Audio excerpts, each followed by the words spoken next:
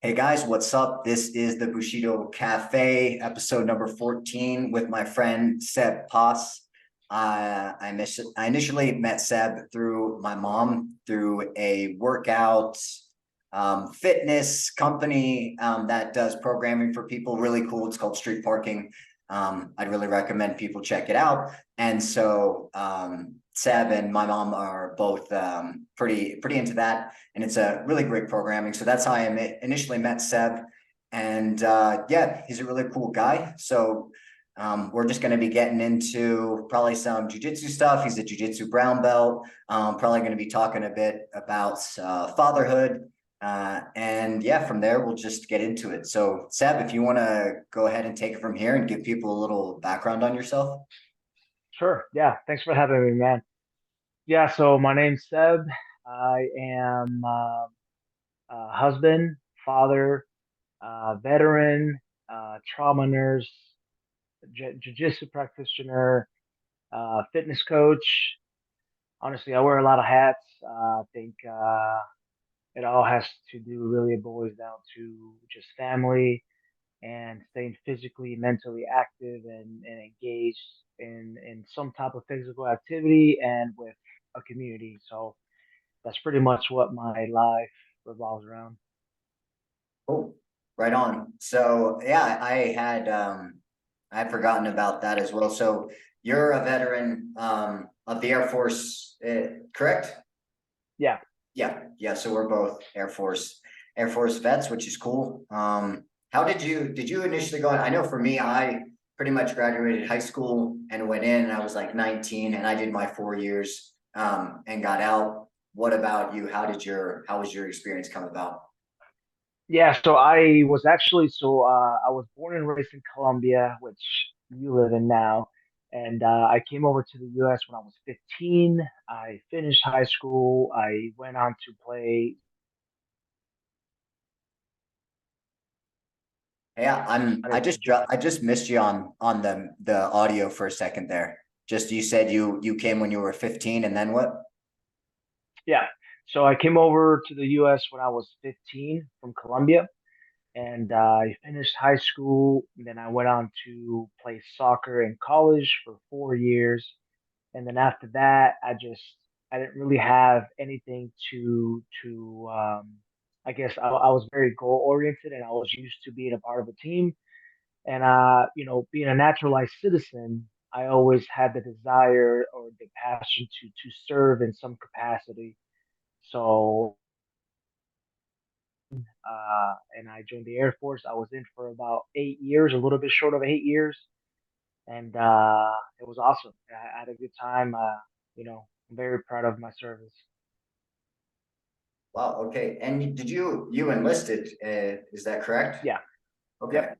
Yeah, so that's pretty interesting. You would have been, I think whenever we go in the service, there's almost like different cohorts. There's people that I know for me when I was going, and more like me, that guys that got out of high school, and there's usually a group of like real young guys that come right in. And then normally there'll be different groups, some guys that, they finish college. So you would have been in from about approximately 22 to about 30 or so, yeah? Probably, yeah. So I joined when I was about 24.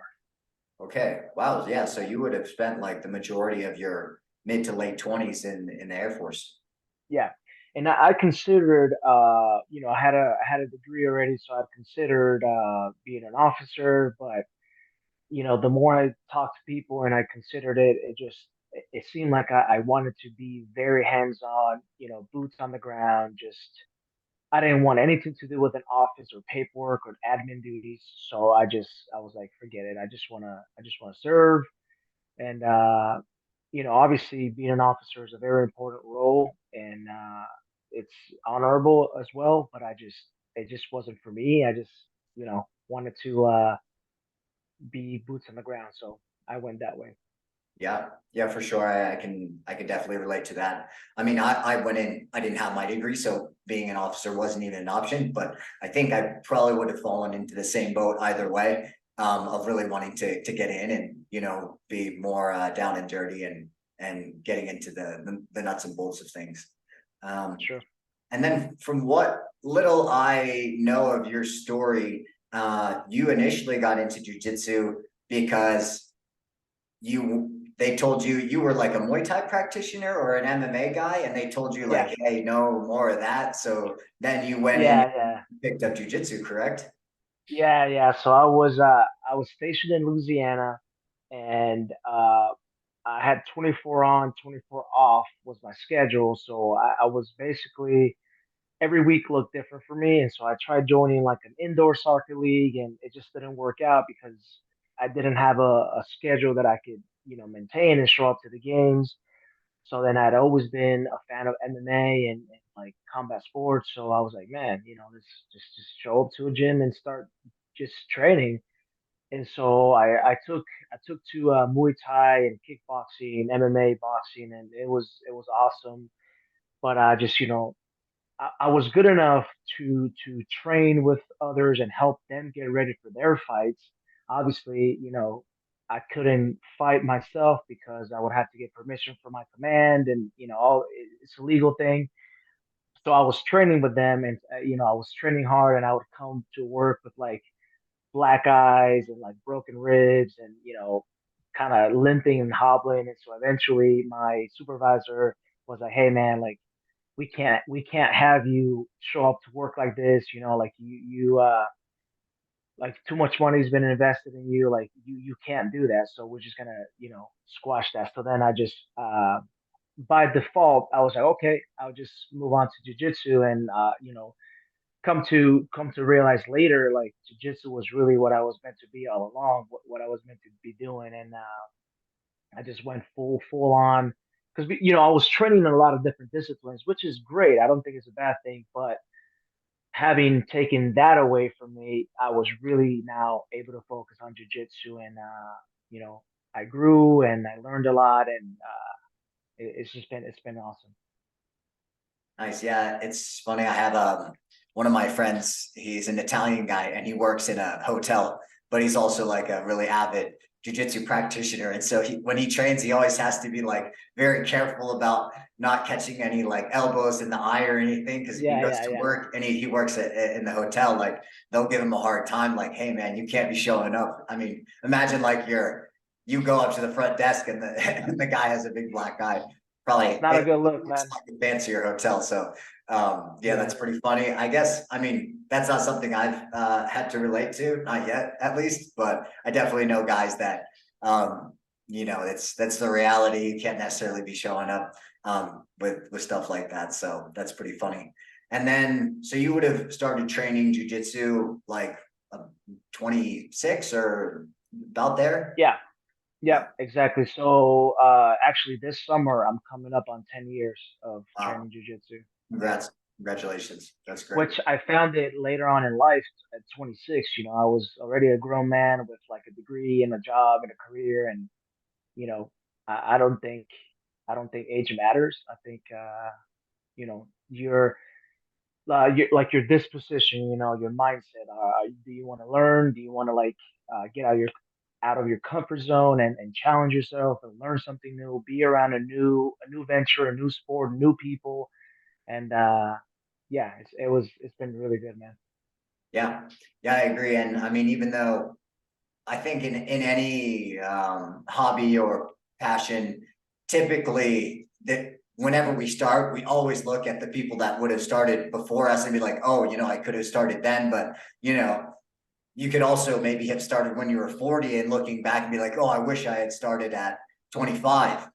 So that's something Sure. that I always take into account because I'll be 30 this year. And I'm glad that I will, hopefully I'll have my black belt by the time I'm, somewhere in my 30s, which is nice because typically you're going to be getting, I would say, more beat up slash injured in your earlier phase of your jujitsu journey. So I'm glad I can get some of that out of the way while my body is still, able to, like the last tournament I was in, for example, I got arm barred and, didn't break my arm, but it hurts. And so that is something I think like, okay, well, I'm looking at maybe a month or two of recovery to 100% versus, if you're 40 plus, it's just the reality that those things don't heal quite as fast. So Sure. it'll be nice to be, rather than a blue belt when I'm 45, I'll have my black belt and be able to, kind of defend and take care of myself a little better. Yeah. And I think, I mean, big part of it is as you're more experienced, you spend more time on the mat, you learn how to train smarter. So belting up is not just, getting better, but it means that you're able to keep yourself and your training partners safer, but at the same time be as, I guess lethal or controlling as you really want to. So I think, you know, it's it ages well where you're getting better and you're getting older, but you're still managing recovery and training smart. Yeah, absolutely. And that's actually something I've talked about before, where I think the difference between like white and blue versus going farther on is where you can really take those things into account. Because if you don't train when you're hurt, like you're never going to train, because I call it the migrating pain. Like, it's somewhere, if it's like once one thing heals up, then it's like, oh, then you notice, oh yeah, but then my shoulder, and then that heals and it's your knee, and then that heals and it's your neck. So yeah, you just got to get in and take those things into account. Like, okay, my neck hurts, maybe I'm not going to like stick my neck out there to get guillotined, or okay, my arm hurts, just tap a little earlier. And I think it also, in terms of more like the psychological slash spiritual side of it, is just like checking your ego. I think that is such a good thing. And once again, it's the same thing of like, yeah, white and blue guys are coming in and they've got their ego. They don't want to tap, or they're going too hard, and then you get injured. It's like, well, yeah, what do you expect? Versus once you get Yeah, a little bit more advanced, like, okay, you got me into that. You got me into that submission. Like, I'll tap. Good on you. Like, you nailed it. let's go again. Yeah. Or, I Yeah, mean, I think maybe for some people it's the opposite. Once they build up, then they're like, oh, I'm not tapping to this blue belt or the white belt. So I guess depending on well, your, that's where the ego gets you in trouble, man. And there was one time I remember I was actually at work as a firefighter, when I was serving, and I hurt my groin really bad. And you know, I took care of it. I took some time off, but that it was still lingering. That type of injury takes a long time. So then, one of the big proponents of jiu-jitsu is that you're able to train around your physical limitations, injuries, you know, lack of height or lack of strength, whatever it is that you have, you can bring into it and adapt around that. So, I was like, I'm just gonna be careful and not do the things that hurt me, not make it worse, but also I just need to be around the mats. I need to be around the guys. I need the therapy. Like I don't want to be off the mat for too much longer. So the big thing for me is I was not able to close my guard. So I was like, man, what a great opportunity to work on my open guard and work on not being able to guard. So then during those like 3 or 4 months, I focused on open guard, and I got really good at not letting people pass me or sweeping people from an open guard.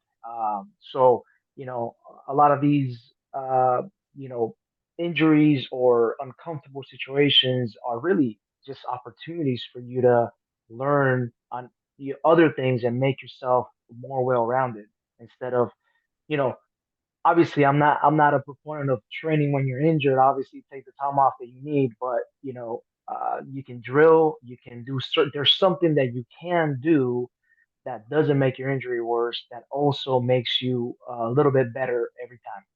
Mhm. Yeah, no, I mean, from what I've seen, I'll just use Gordon Ryan as an example for people that aren't familiar. He's like the best in the world right now in no-gi jiu-jitsu. And I think I saw a post by his coach, John Danaher, talking about when he had gotten injured at one point, and but he kept on coming in. He wasn't training, but he was there and he kept his mind in it, was, watching, keeping, visualizing, keeping himself there mentally. And when he said he came back, he was better than he was before. So I think, especially jiu-jitsu guys, we think it's so much about, oh, you have to get in there and just grind and pound and, smash heads. But really, so much of it is really about what's going on up here. Sure. So I think I agree 100%. And, you know, fortunately up to now, I haven't had any serious injuries that I've had to take a lot of time off for. But the thing is, like, even if it is, it's just something that's so part of who I am and my identity, I would still be going in because it's like, Sure.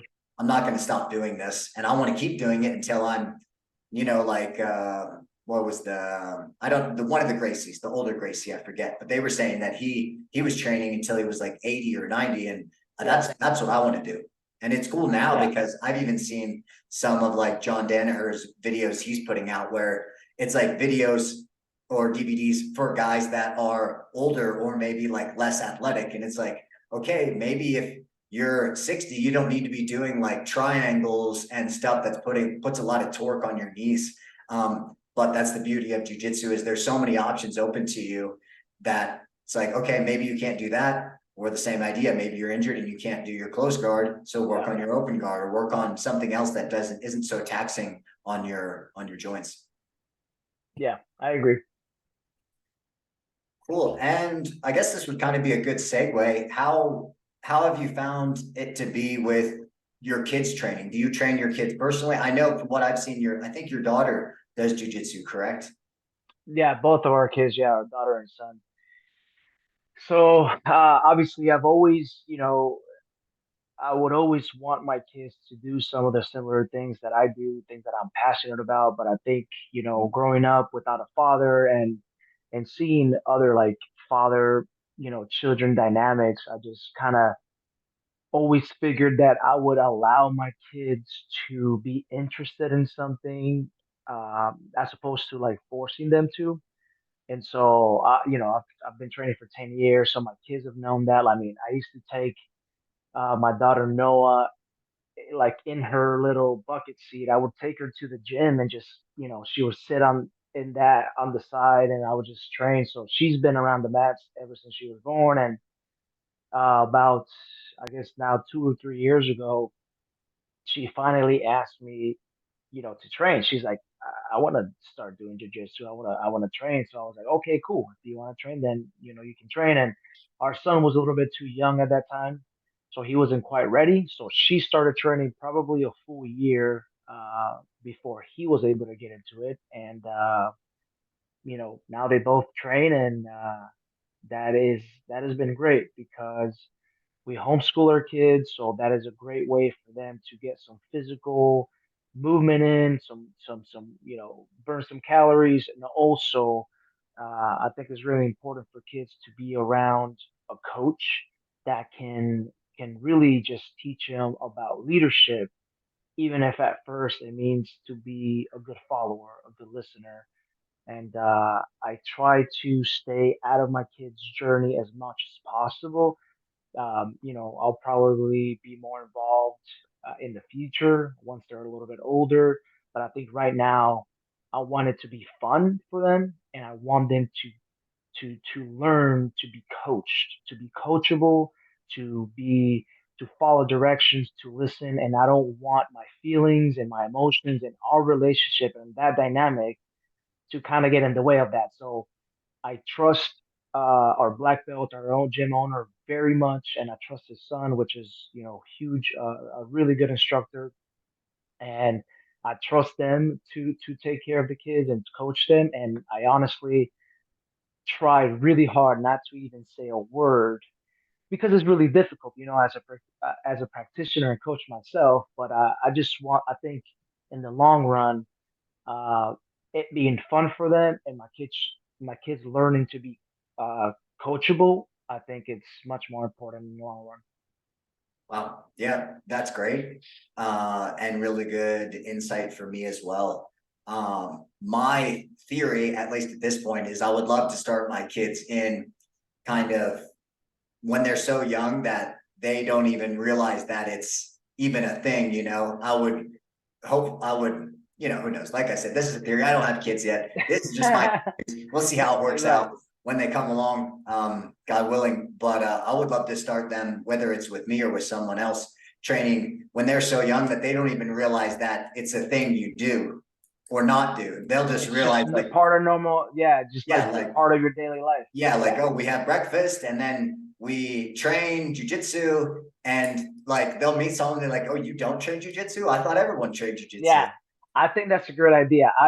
So when I was at PCS a couple times, so from base to base, I took breaks, 6 months here and there, 3 months, or on deployment too. Sometimes while you were getting there and getting established and finding the gym or finding people, like I would take breaks, and so I wasn't able to start them that young. But I think if you can do that, I think that would be a great idea. And that way, it's part of the daily life, man. It's part of what we do as a family, which it is for us now.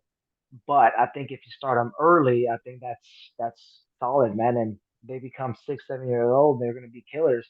Yeah. Well, Yeah. I got the idea initially because from lower this a little bit from Mikey Musumeshi, and I don't know if you're familiar. I mean, he's like the little guy.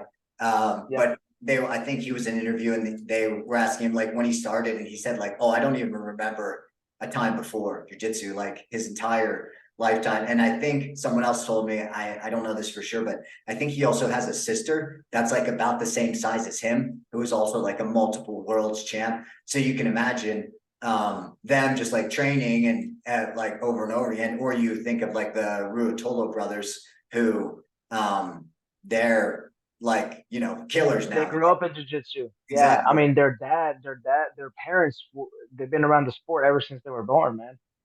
So Yeah. I think I saw a post yesterday, and it said they had like all their belts on through like their entire from kids, all the, I don't know what the kids belt are, but they had all their kids belts and like Yeah. white and black, and it said from like 3 to however, I think like 3 to 18 to get their black belt, and it was like 15 years. But it was like, wow, that's crazy. And honestly, with how much jujitsu is exploding, not that I'm putting my kids in with the hopes of them being world champion athletes.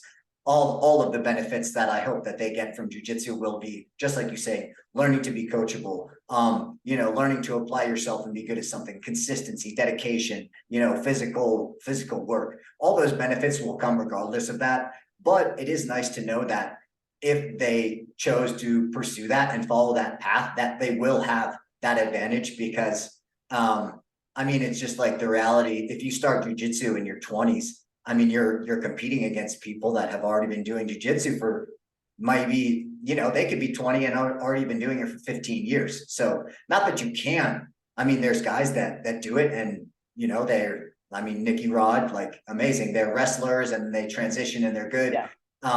But I think we're moving more in that direction, where there's going to be more and more people like you and me and the guys that are champions now training their kids. I think like Andre Galvão, and now he has his daughter who's coming up and is a beast. So you're going to have more and more people that are putting their kids in younger and younger, and it's going to be Yeah. to the point where kind of like almost where MMA is getting now, where you can't just start training at 20 and expect to. You're behind the curve. Yeah, it's better said. You're behind the curve. You can't. You can Yeah. make up that time, but Yeah. But yeah, so I would say this, man, and I mean, you as well as me, we started in our 20s. Uh, I don't think I've never met any jujitsu practitioner that started late in life that has not wished that they would have started earlier. And that just goes to show that you're like, man, I wish I would have started earlier, or I wish, even 1 year, 2 years, 3 years, that would have made a huge difference, because you know that what time means is that more mat time. And so if you have more mat time, you improve, you get tougher, you get more, wiser, you have more experience. And so I agree. Obviously, for those of us that started late, there's a lot of potential, and there's a lot of, there's a steeper learning curve. But you know, I think that you're on track, man. If your kids start early on, and you make it fun, and you guys just it's a family ordeal, then I think it'll be awesome, man. yeah. And also it's just even like a matter of plasticity. Like your brain, by the time you're in your mid 20s, like a lot of that plasticity, once again, with the caveat of course, if you apply yourself, you can learn anything. But it's just like me. I started learning Spanish in my 20s. It's like, yeah, can I speak well? Can I speak quite well for given that fact, yes, but I'm never going to speak with the same fluidity and natural speaking. I mean, you can probably speak to this. You started learning English then would have been about Yeah, 15. So you were able to yeah. catch like the end of that. And you The know, older we get, the harder it is to learn. yeah, it's just Yeah, the reality. And I mean, how can you expect to compete with someone who literally their brain has they've been dwelling, they've been thinking and drilling this into their brain for 15 plus years by the time they're in their 20s. And it's like, I yeah, mean, all yeah, we can say what we want, like this and that, and you can catch up and beat the learning curve. Of course, I don't want to discount that, but it's just the reality of mat time. You might be going with guys that have already thousands of hours of mat time by the time they're, 20. So um, yep, but like I said, kind of rounding it all out is like I don't put them, I'm not going to train them with that intention. I think it takes a very certain mindset and drive and desire to want that. And not everyone does. And that's fine because the benefits of jujitsu or any martial arts in general, they extend so far beyond that. And that's really what I want to instill in them. But it is nice that if they so choose that could be an option for them. sure. Cool. Well, yeah, and let's move on to the topic of fatherhood. This is something I haven't covered much in the podcast yet, but it's something that I've been giving a lot of thought to. Like I mentioned before, we started the podcast. I'm hoping to start my family here pretty soon, maybe the end of the year, or obviously, it depends on how things all turn out. You only have so much control Sure. over that, but I guess I would say like I come from a divorced family and my parents got divorced when I was real young. So had a stepdad that was pretty present, but they're still your stepdad. And then, my dad was kind of present, but not so much. Nothing in a way of like, this is my sob story or anything. I think the divorced story is so common these days. It's just is what it is. But how, from what I've seen of you as a father, it seems like you do, you walk that balance of, wanting to love your kids and know and let them know that you love them, but also having like a firm hand and making sure that they listen. Um, how did you develop that, or how did you come to that with what it sounds like your father was not very present in your life? Yeah, yeah. So it's that's kind of interesting. I think so. My dad uh, was not in my life from the time that I was 2 years old. So I don't really even have a memory of him, honestly. So my mom raised my sister and I on her own, and I think she crushed it, man. Like she worked very hard. We always had enough. There was times where we struggled, times that it was tougher than other times, of course. But she worked extremely hard. She was very present. She just was 100% into my sister and I. And I think that I was interested in the topic of fathering early on because I realized, what it meant for me to not have a dad. And I was almost like of the mindset of like, I'll never want my kids to have this feeling or have this void. And so I think that indirectly from my father, I learned a lot of fathering, or I already kind of had like a life goal to be a better father, to be a good father. And so, I think coming into my marriage, I really have always been interested in being a dad and being present. And also, my mom, like a good Latin mom, she was very loving, extremely affectionate, extremely present, but also very disciplined. She had to be both mom and dad. And my sister and I were kids, and we're wild. We had a lot of energy. We had, very charismatic, outgoing. So my mom had to be tough. She had to be, she had to take care of us. And so I think that I learned a lot of that from my mom, that good balance between, you know, being strict, having good boundaries, being disciplined, but also being very loving, being very affectionate, being very loving, very nurturing. And so I think that that's the way that I parent my kids. You know, I want them to know and always feel that dad loves them unconditionally, that there's nothing they can do that is going to ever make me stop loving them or love them any less. But that there's also things that we have to do, and things that are expected, and things that they can't get away with. Because I think it's a disservice to kids if we don't set up boundaries. And obviously I want them to have fun, so you know I don't also want to be on the other side of the spectrum where they're having too much fun and everything's fun and they're eating whatever they want and they're doing whatever they want.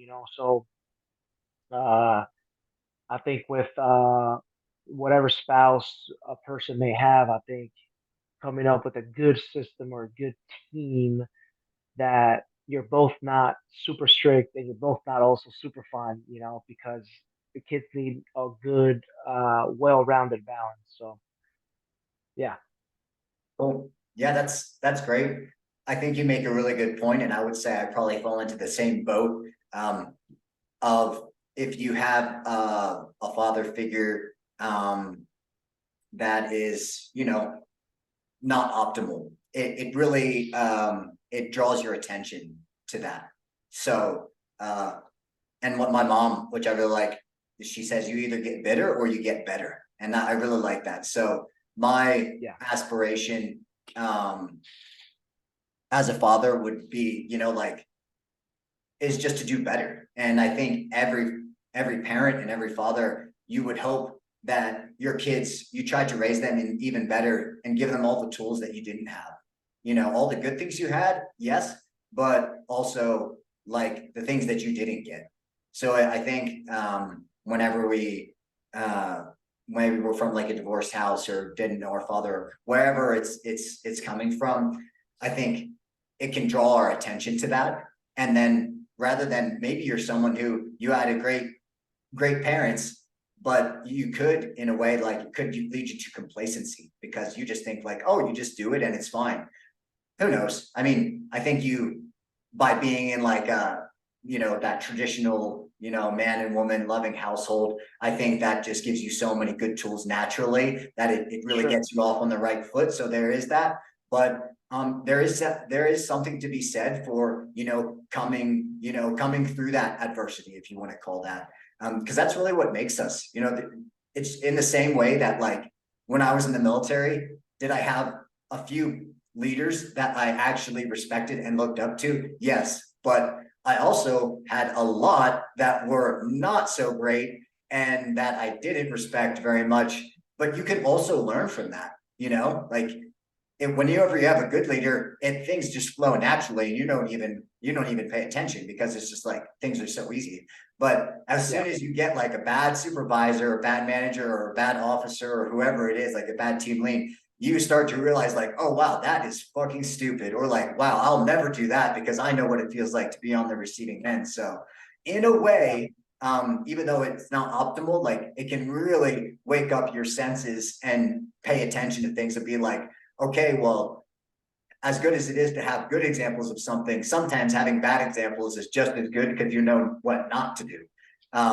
So bringing it all back again to it's just what my mom says, like whatever trauma or adversity or suffering that you've gone through, like you can either take that and be bitter about it and have a victim mentality and say like, oh wow, boohoo, I'm this XYZ, I'm a victim, or you can say, you yeah. know what, I don't want anyone else to go through this. I don't want my kids to have to go through this. So what can I do to make sure that this doesn't happen again? Yeah, we are the sum of our experiences.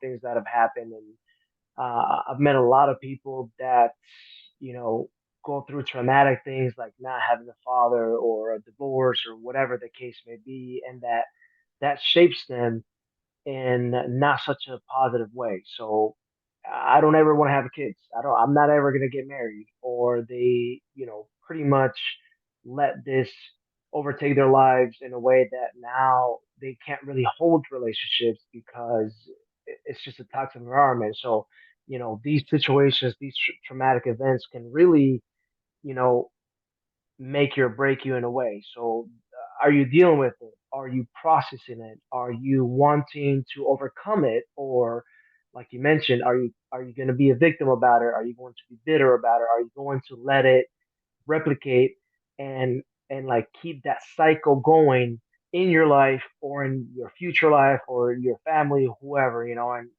for me, I really wanted to, like, I forgave my dad. I forgave what was done to me, even though it wasn't my fault. I dealt with it and I moved on. And in my mind, I just wanted to break that cycle. I was like, my kids are not going to be fatherless. My wife is not going to be without a husband. I don't care what it takes. I don't care what I have to do, how much I have to die to myself, how much ego I have to swallow, how much pride I have to continuously pound. I will be a husband and I will be a father and I'm going to break this cycle right here, right now. Stops and it starts with me. And so, I think that approaching traumatic events or the approaching situations that happen with that mindset really allows you to process and it allows you to overcome, and then you can share that with your family, your friends, your kids and things like that. Yeah, and I think kind of building on that idea further, it's like I think that having the opportunity to do it right can actually help us to process it.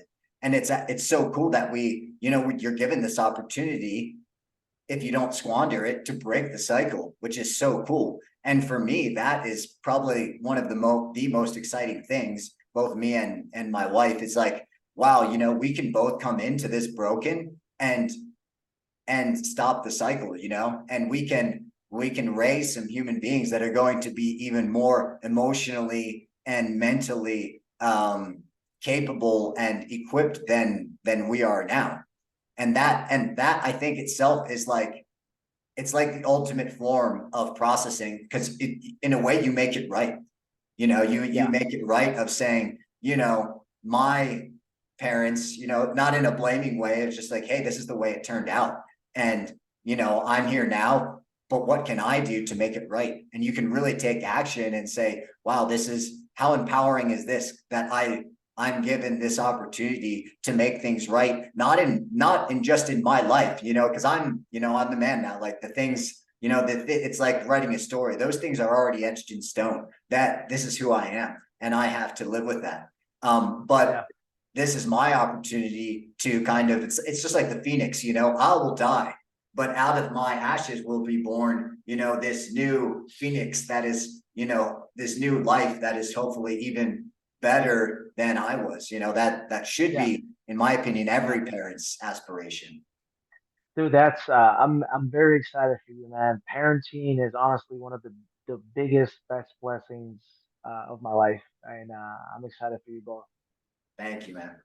What about your relationship with your wife? How has that developed pre having kids?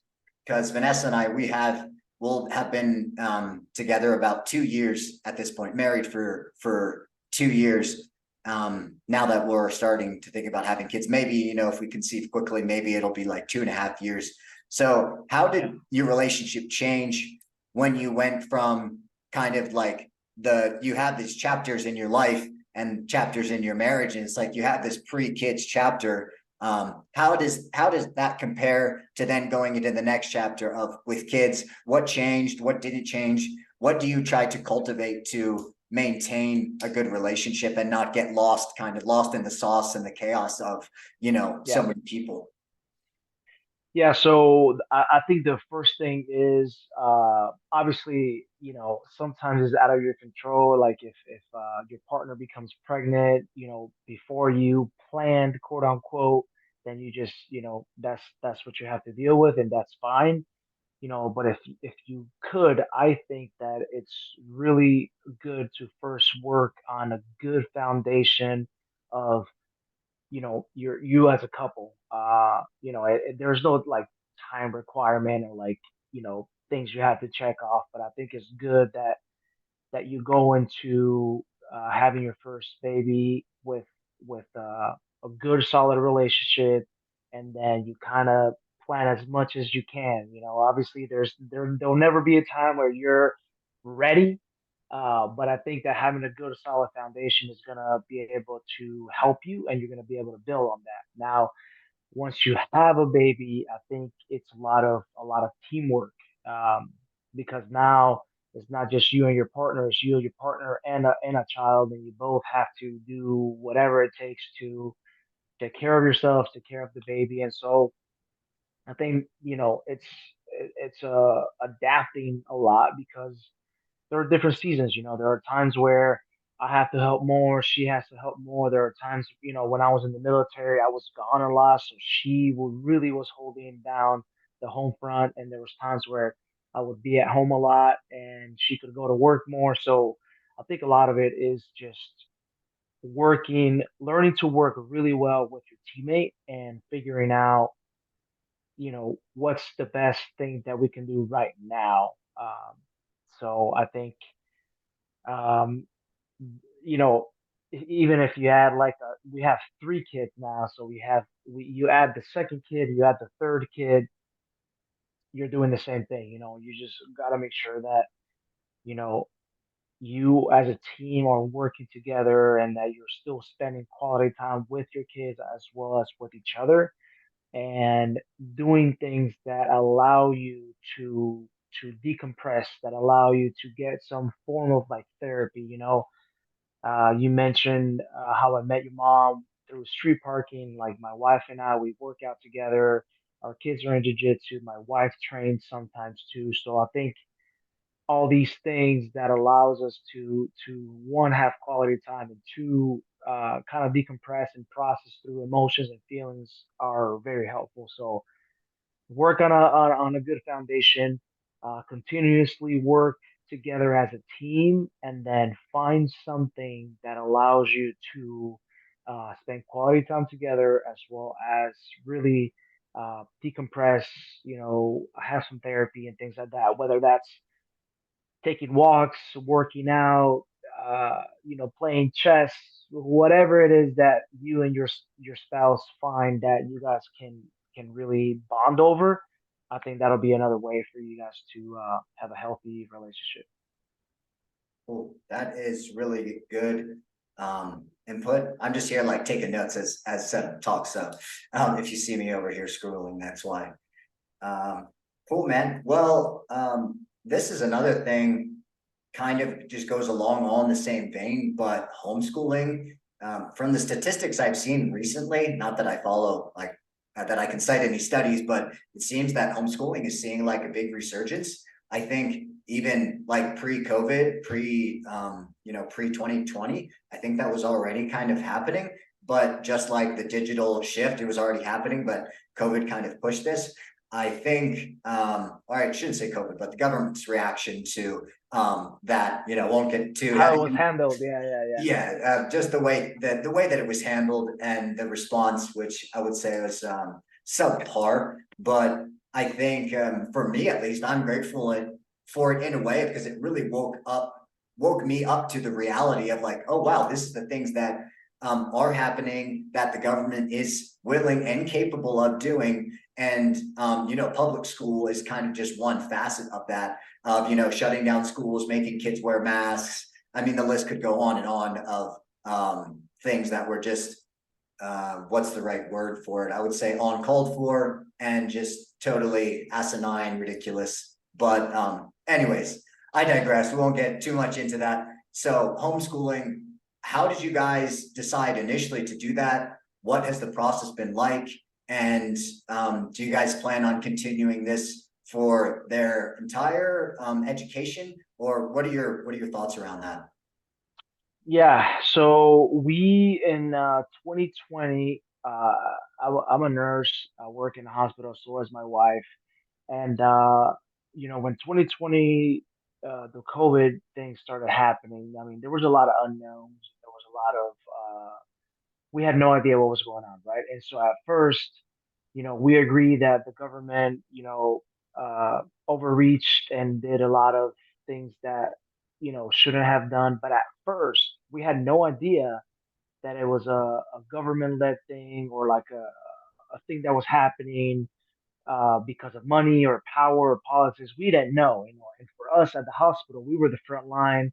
We had no idea what the heck was going on. You know, we were all scared. We were getting fed a bunch of lies that we had no facts to say, hey, that's not true. Hey, that's not the case. So at first, it was pretty scary. You know, I there was a month where I left the house and I was staying in an Airbnb because I was working on the hospitals, you know, patients coming in, dying, and, you know, with COVID and all these things. So I didn't want to get my family sick. So there was so much stuff going on. And, you know, once we realized that, hey, uh, something's fishy here, you know, and everything's shutting down, and like our neighbor, like, we were really friendly with our neighbors and in our block. It was awesome, but then things started getting really weird. Like people started like stopped talking to each other. They started stopped being just just basically good people to each other, and we're like what are we doing, you know? And this was also on the tail end of my 8 years in the service. So I was gone a lot. So my family and I decided that this was our chance to do something crazy. And so we sold our house, we bought an RV, and we started traveling the country. And I was taking nursing assignments at different hospitals throughout the country. And this was also around the time that our kids were about to start school. So, with everything going on, we decided that we were going to homeschool. So, it worked out perfectly because we could homeschool on the road at any time. Uh, you know, basically, like we could decide a lot of things. And so we started homeschooling, and it was awesome. It's been great, and it's been 3+ years now, and our kids have learned so much, and we expose them also to a lot of like hands-on type of history. You know, we've taken them to national parks, we've been to national monuments, we've been to zoos and museums, and you know, all kinds of cool places throughout the whole country. And you know, all the political stuff and all the systems and everything going crazy has not affected us at all because we've been able to shield our kids from that, and we've been able to teach our kids good education, and you know, shield them, protect them from things that are really not up to the school systems to teach kids and to impart on kids. So even now, I mean, we sold the RV, now we live in a house. And I guess at that time we could have sent our kids back to school because we weren't traveling anymore.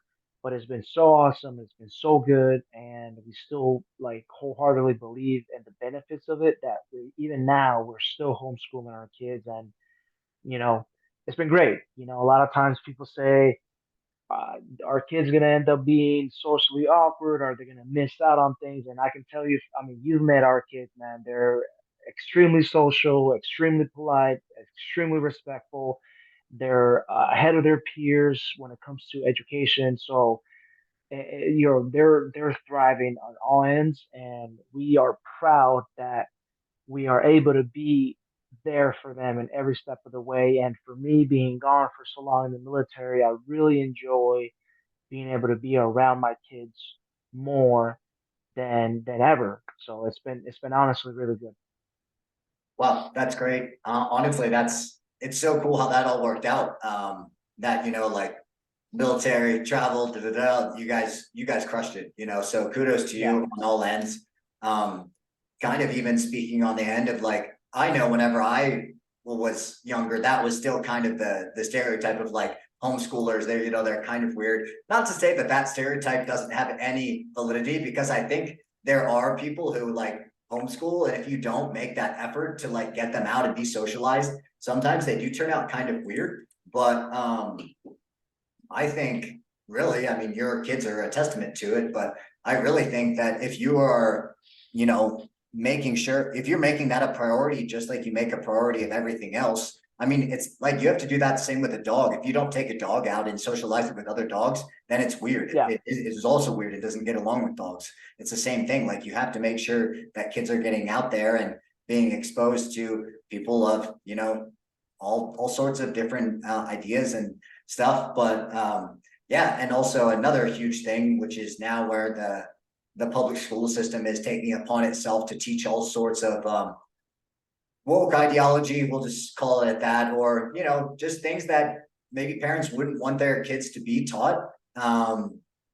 So I think that's like another huge plus to homeschooling. I think that people like me, for example, that I went to public school and I think I caught it just at the tail end, or maybe I was just in a good area where, in Pennsylvania, it's kind of more like a neutral state. There's red, blue, Republicans, Democrats. So I feel like I was able to get a decent education and there wasn't too much of this politically driven stuff. But so I graduated high school in 2012. And I think, just in the past 10 years, we've seen that, completely upended and turned on its Yeah, head to where, yeah, now it's like crazy town. So I think that homeschooling is going to have a huge takeoff because, before we didn't have a choice. Online learning wasn't even a thing. You had to go and no, learn from there was someone. no options. There was no options really. Yeah, Exactly. Someone had the knowledge and you have to go to them to get it. Now it's completely different. Like you have like Khan Academy, you have all sorts of stuff that you can go online and learn from the best teachers in the world that actually give a shit about what they're doing. I imagine you have experienced public school where some teachers were great and they cared and they were good mentors, but a lot were just there, just punching in and out just to get a paycheck and they didn't really care. So if you have, and for me as well, like I don't like classroom learning. I really dislike it because you're pretty much gauged into you can only go as fast as the slowest person, but also you can't go like too fast or people get behind. Whereas so I did my undergrad online and now I'm doing my MBA also online. And I love it because I can go ahead and if I want to do a deep dive on something, I can take twice as long on it and really absorb the information. yeah, And then if there's something else where I'm like, this doesn't really, because I'm an entrepreneur. So like for me, I view everything through the lens of like, is this really helping me as an entrepreneur? So like this week, I was able to take my marketing class material and really like take the time, go through it, understand it, take notes, and just really absorb the information. Whereas if there's another class that maybe I'm not so into, I guess in homeschooling, you could just be like, screw this, I'm not doing it at all. But you can also just kind of limit it, say like, okay, I'm going to learn it as needed to get through the course, but I don't have to do, the deep dive on it like I would with something that I'm really getting a lot out of. And you have so much leeway and so much information at our fingertips now. And I think even I haven't really gotten quite into the homeschooling stuff just because, they're going to be a baby. So I don't need to be like doing there's gonna be a few years before you have to. Yeah, Yeah, exactly. But from what I understand, I follow this person on YouTube called Rebel Educator, and it's like there's so many curriculums available out there. There's like the Montessori approach. There's like really now we live in just an amazing time to be alive. And we don't have to send yeah, our kids off to a school where we don't know what's going on. We don't know who they're talking to. We don't know who they're making friends with. We don't know if they're yeah, being bullied, which even though that's kind of like normalized in our society, that's really weird. Like why would you, if you really think about it from an outside perspective, how does it make any sense to put a bunch of kids the same age in the same room and then expect them to like sit still for so many hours?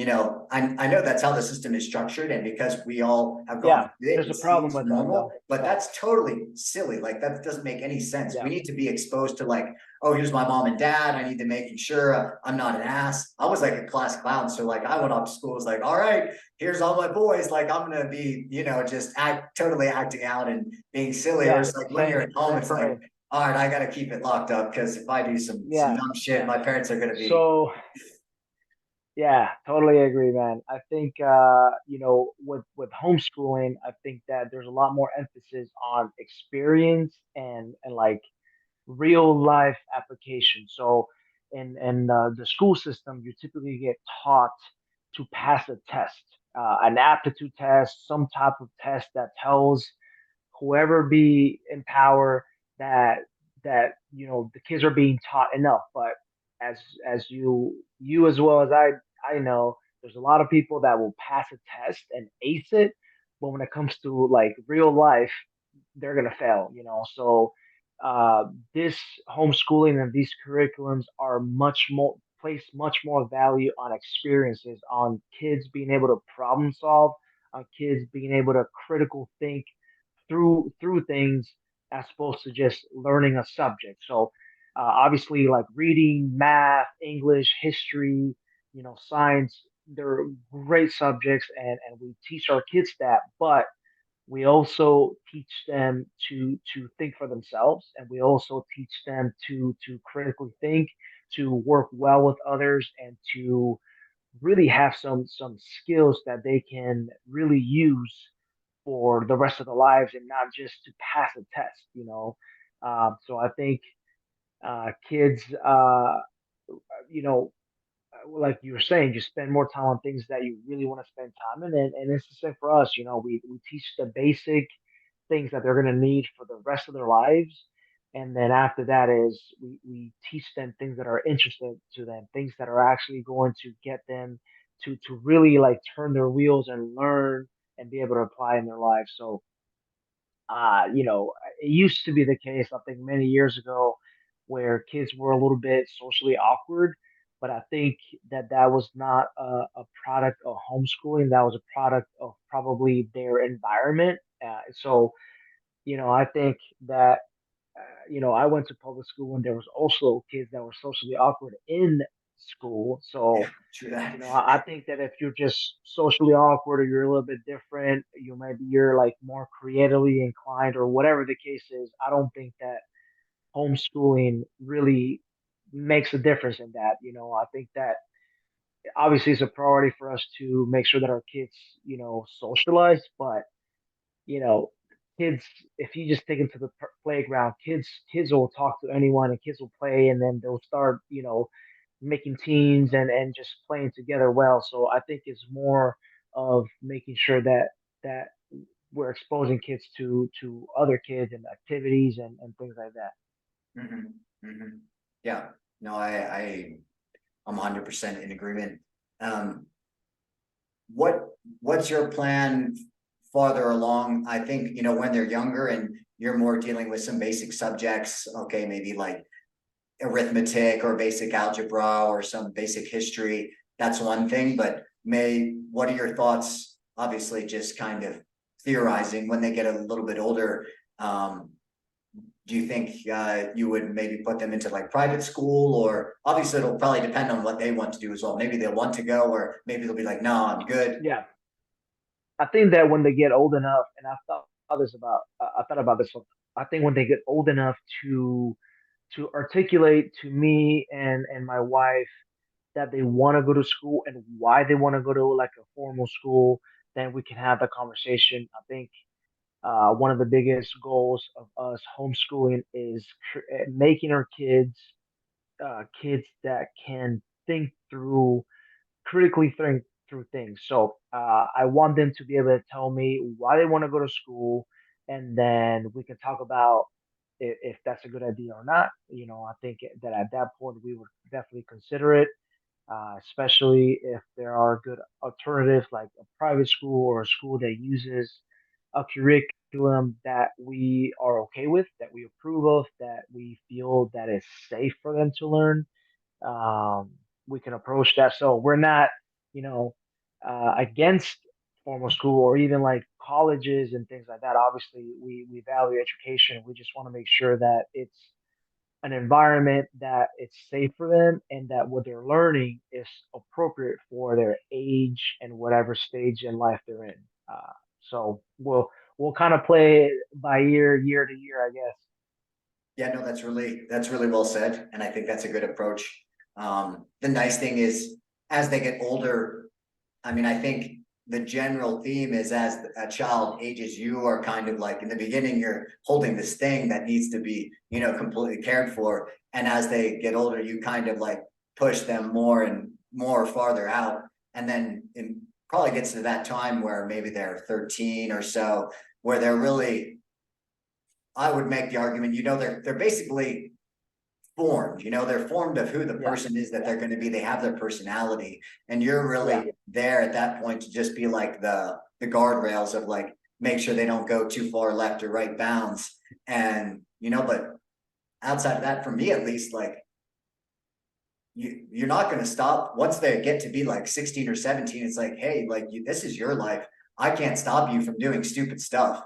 So like I can give you my suggestion, but at the end of the day, like, they're getting to those late teens. Hopefully, if they're a public school, maybe they're probably like mature stunted, and they're all brainwashed from the system. But if they're homeschooled, maybe they'll have that critical thinking capacity and be able to be like, you know what, I'm really into, X thing. I'm gonna really like take this seriously and study it. That's what I'm gonna tell to my kids. Be like, I can't live your life for you. I can give you my recommendations and suggestions, but my role as your father is to help you in your path to accomplish your goals and dreams. But at the end of the day, it's up to you. Yeah. So No, I agree with that, man. yeah, I think my goal would be that our kids mature and are exposed to a lot more experiences than a kid in a public school or a private school would be. And so, I guess we'll wait and find out. But I want my kids to be resilient. I want my kids to be strong. I want my kids to be mature. I want my kids to have integrity and to be ready for life. It used to be the year, man, where you were 15 and you were a man, you were a woman, you were ready to take on the world and start helping the family and your younger siblings and things like that. So there was a lot more responsibility, in decades ago, and I think now we're expecting less and less uh, of our kids and our young people, and I think that you know that's a disservice to our generations, man. yeah, yeah, I agree. All right, Seb. Well, I think we are just hitting about an hour. Obviously, we could go on all day. I think we're on the same page on a lot of this stuff. But I'll definitely want to have you on again sometime. And it was a real pleasure having you. Thanks so much for coming on. Same, man. I appreciate the opportunity, and I look forward to meeting up again. Awesome. All right, take care, man. Ciao.